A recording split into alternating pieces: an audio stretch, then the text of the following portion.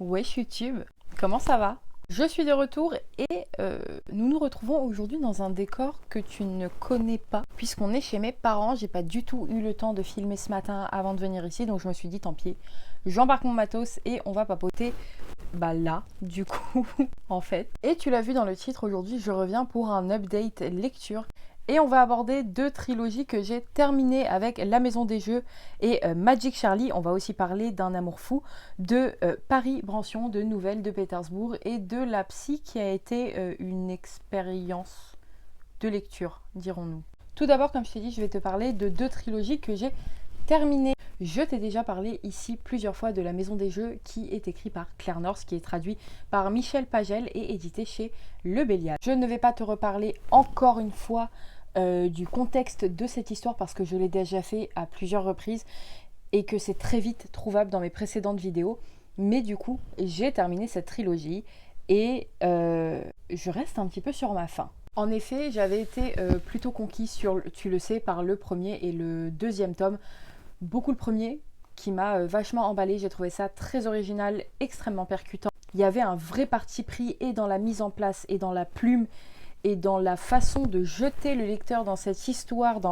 J'avais trouvé ça vraiment très intéressant. Le deuxième tome fonctionne hyper bien aussi. Je l'ai trouvé peut-être un poil moins recherché parce que donc La Maison des Jeux, très brièvement encore une fois, je ne te fais pas un résumé, mais dans chaque tome, on a une partie qui se joue d'un jeu qu'on connaît globalement tous, sauf que sont mis en jeu des choses très importantes et que ça se joue à une échelle mondiale où les pions sont des gens, des lieux, etc. Bref. Dans le premier tome, c'était le tarot. Dans le deuxième, c'était cache-cache. Donc tu vois, ce sont des choses qui sont assez faciles à mettre en place. Et là, dans ce troisième tome, c'est les échecs et ça aurait pu être brillant. Et pour moi, en fait, il est en deçà des autres.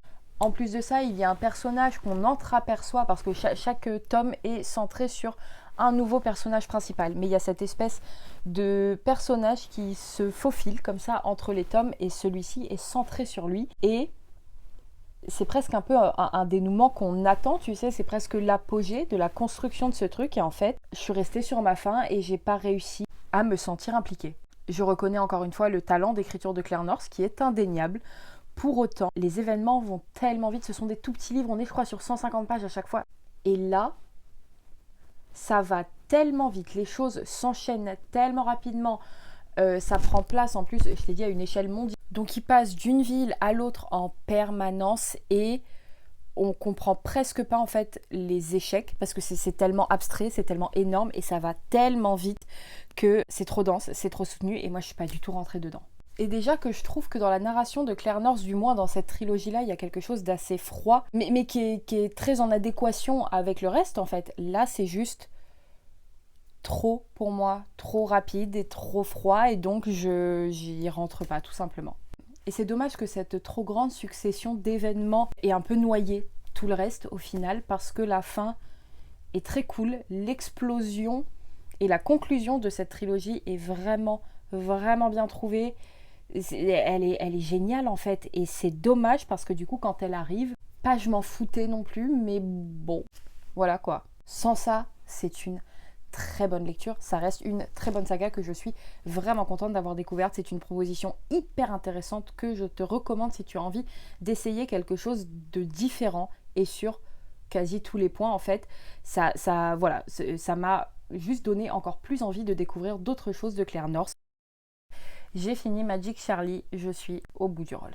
Magic Charlie, c'est là aussi une trilogie écrite par Audrey Alouette, une trilogie de fantasy jeunesse française, ça fait du bien, que j'ai achevé ici avec ce troisième et dernier tome qui s'appelle Justice soit faite. C'était tout bonnement génial. Pareil que pour La Maison des Jeux, je ne vais pas encore te raconter l'histoire de Magic Charlie, je l'ai déjà fait ici à plusieurs reprises et j'ai pas envie que ce soit trop redondant, mais c'est juste la meilleure saga de fantasy, de type réalisme magique un peu à la Harry Potter que j'ai lu de ma vie et je pèse mes mots. Les 3 tomes sont absolument géniaux, il n'y en a pas un qui ne soit pas à la hauteur des autres.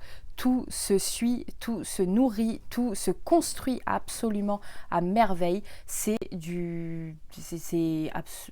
parfait, je sais pas quoi te dire, j'ai juste adoré. Sur la fin de ce 3e tome, faut voir comment je traînais pour finir ma lecture parce que j'avais pas envie d'en sortir, parce que j'avais pas envie de quitter cet univers, de quitter ces personnages. Je te l'ai déjà dit, mais tout est tellement bien fait dans Magic Charlie. Les personnages, géniaux. L'univers est vraiment, vraiment très bien ficelé. Le système de magie est bien. On a un équilibre parfait entre action, construction des personnages et de l'univers, moment d'introspection.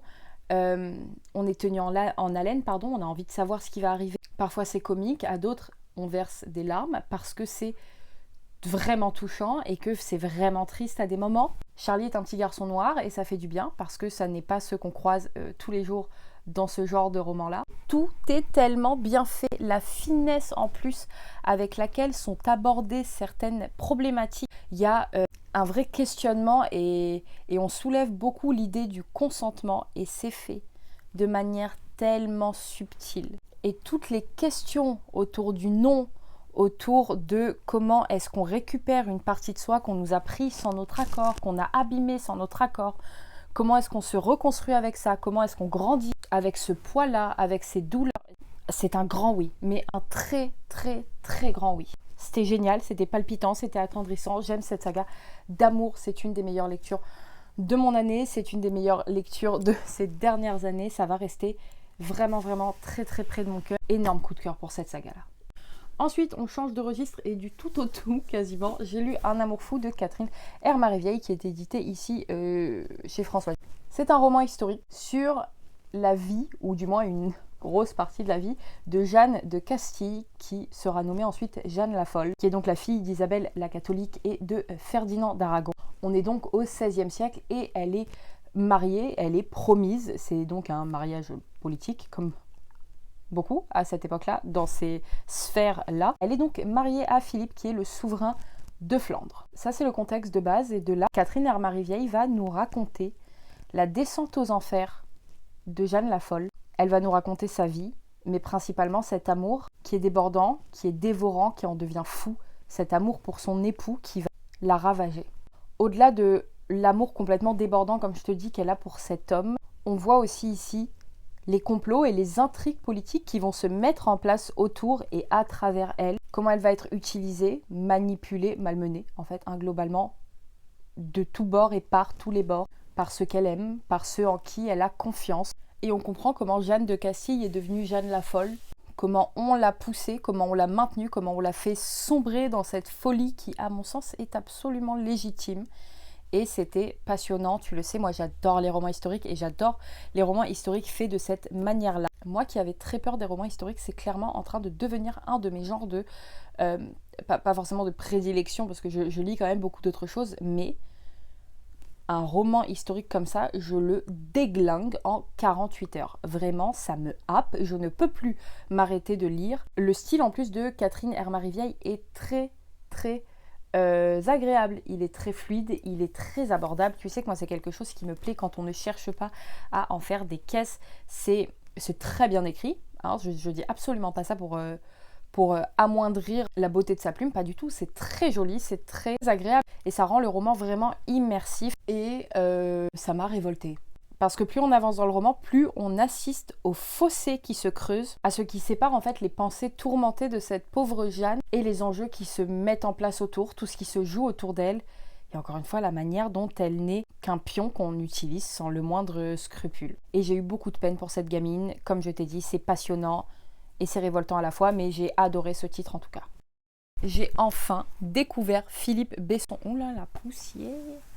J'ai enfin découvert Philippe Besson avec un de ses tout petits titres qui s'appelle Paris-Brancion, qui est édité ici chez Pocket. Un plaisir. Un excellent petit moment de lecture. Déjà, ça se lit super vite. Tu vois la taille du truc. On est sur à peine 200 pages. Ça se dévore. J'ai adoré cette proposition-là. On est dans le train de nuit numéro 5789, où se croisent, où se rencontrent plusieurs passagers qui embarquent pour ce voyage. Le hasard les a réunis ici et ils vont se retrouver liés par ce voyage tout court, par certains échanges, par des regards, par des discussions ensuite, mais surtout par un sordide destin parce que ce train n'arrivera jamais à destination et tous les passagers n'arriveront pas vivants. Voilà le plot et voilà ce dans quoi on nous met dès les premières pages. Et j'adore ce mécanisme. Le fait de savoir que quelque chose de dramatique arrive, on le sait, on ne sait juste pas quand ça frappe, on ne sait pas qui ça frappe, mais on sait que ça arrive.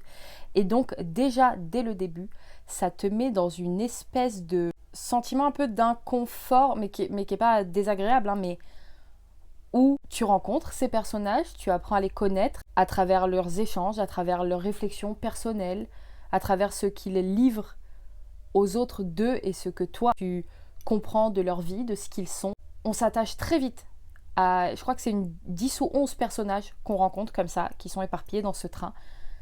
Et en même temps, tu es dans une espèce de petite... Enfin, tu te maintiens dans une espèce de petite distance en te disant « Ouh là là, qu'est-ce qui va leur tomber sur la tête ?» C'est un huis clos qui est, dès les premières lignes, captivant. C'est en grande partie grâce à la plume de Philippe Besson qui est d'une efficacité redoutable ici. Il écrit très bien, ses personnages sont très attachants, très touchants, ils sonnent très vrais. C'est typiquement la personne que tu rencontrerais dans le train, avec qui tu échangerais quelques regards, et puis le train démarre et malgré toi tu parles parce que il cherche un chargeur ou peu importe, et la discussion se lance et on se rend compte qu'on a peut-être plein de choses en commun et des destins se croisent, s'entrecroisent et se lient malgré eux parce que ils sont là au mauvais endroit, au mauvais moment, et en même temps, de par ces rencontres, peut-être parfois au bon endroit, pour supporter ce moment. Je ne sais pas si tu vois ce que je veux dire, mais parce que je ne veux pas t'en dire trop, ça sert à rien, encore une fois, c'est un tout petit roman, il faut se lancer dedans, il faut ne pas chercher à trop l'appréhender et se laisser porter, en fait, par ce trajet-là. Là où je te dis que son style est très efficace, c'est que n'importe qui peut s'identifier à au moins un des personnages, à au moins une de leurs problématiques, du moins, de leurs questionnements, de leur situation, de leurs préoccupations, peu importe, qui semblent au premier abord très banales et très classiques, mais qui sont vraiment très profondes et encore une fois peuvent parler à énormément de gens. On se reconnaît forcément dans certaines pensées, dans certains éclats, dans quelques bribes de conversation. Puis le train accélère et il nous mène avec lui, malgré nous en fait, à ce drame, à cette chute. C'est un très bon livre sur les rencontres, le hasard principalement, la destinée, la fatalité, l'acceptation des choses, de l'importance des événements, de leur succession, des choix qu'on fait et de d'où tout ça nous mène en fait, et de tous ces chemins qu'on emprunte et qui façonnent la vie. J'ai adoré vraiment ce petit livre. Je le recommanderais les yeux fermés, c'était absolument génial et fait avec un humour et une sensibilité vraiment là aussi très subtile. Excellente, excellente, excellente découverte. J'ai découvert Gogol avec ce recueil qui s'appelle Nouvelles de Pétersbourg, qui est édité ici au livre de poche et qui est traduit du russe par Jean-Louis Baquès, Bernard Kress et Vladimir Volkov. Et je suis conquise, mais alors absolument conquise par toutes ces nouvelles, par le style. Tu sais que j'adore la littérature russe, que j'aime découvrir de nouveaux classiques russes, de nouveaux grands auteurs de cette littérature-là, et il me tardait de découvrir Gogol. Quelle claque! C'est donc, comme son nom l'indique, un recueil de nouvelles qui se passe toutes à Saint-Pétersbourg. Waouh! Je pense qu'on s'y attendait pas. On a une balade sur la perspective Nevsky, ou encore un homme qui perd son nez, dans la nouvelle qui s'appelle justement Le Nez. On a toute une nouvelle sur l'art qui s'appelle Le Portrait, si je ne dis pas de bêtises. Ou encore Journal d'un fou, qui je pense est une des nouvelles les plus connues de Gogol, justement. Et c'est absolument brillant. La plume, superbe. Mais vraiment, je suis tombée amoureuse de cette plume. J'ai tout adoré.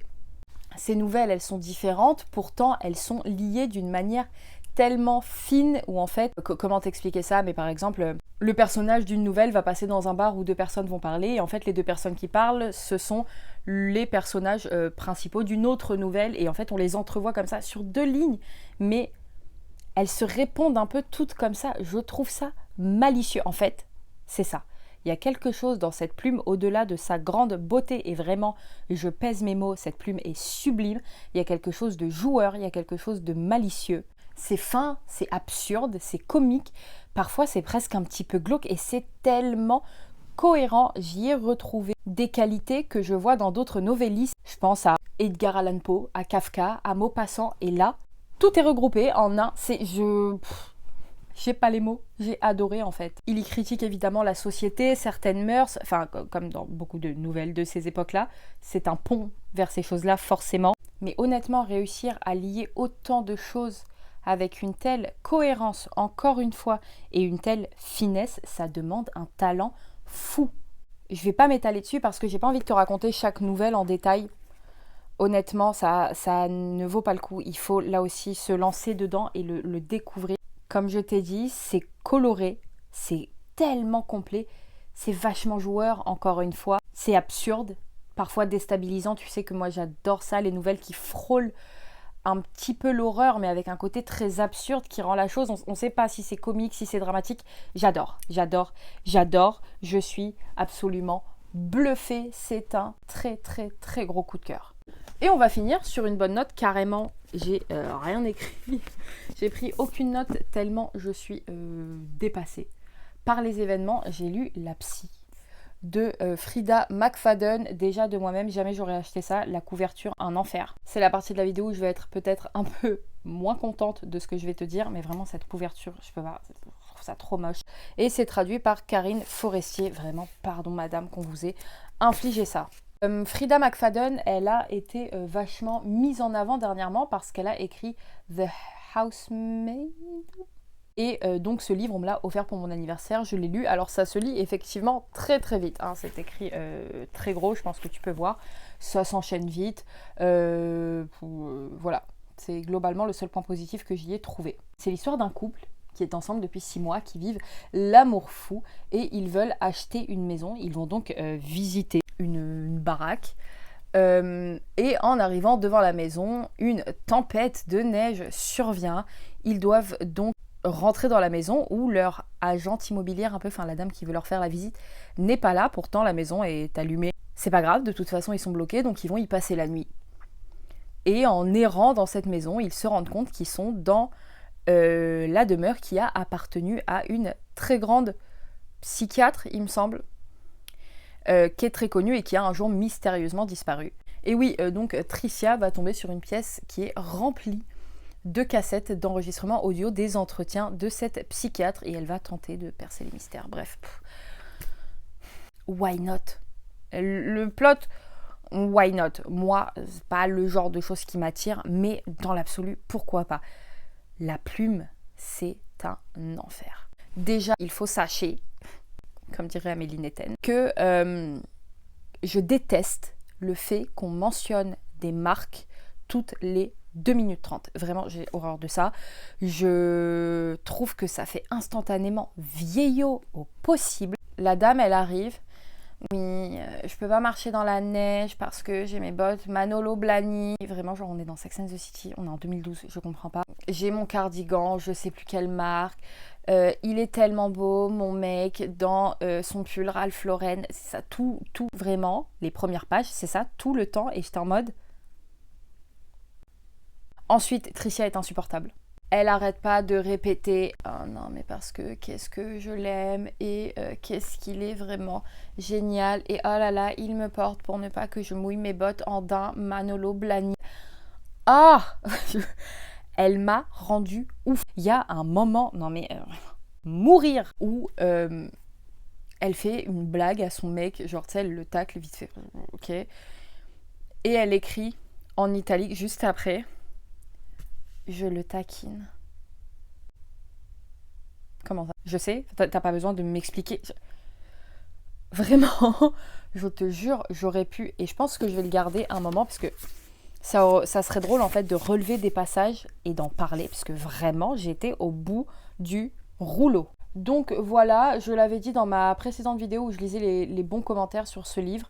On nous suggère à un moment une piste qui est suggérée de manière tellement peu subtile que tout le long je me disais soit la révélation elle est en lien avec ça et c'est tellement évident, c'est tellement mis, tu sais, devant tes yeux comme ça que flemme, nul, ça sert à rien, soit c'est une tentative de détournement et c'est pas subtil, c'est pas fin. Et alors la fin, j'ai vu justement dans les avis les gens qui disaient « Oh mon Dieu, j'ai été tellement surpris pour la fin. » Mais forcément, tu ne peux pas la voir arriver. C'est vrai parce qu'elle n'a aucun sens. Elle est what the fuck au possible. C'est tiré par les cheveux. Je n'ai jamais vu un dénouement qui ait aussi peu de cohérence. Genre vraiment.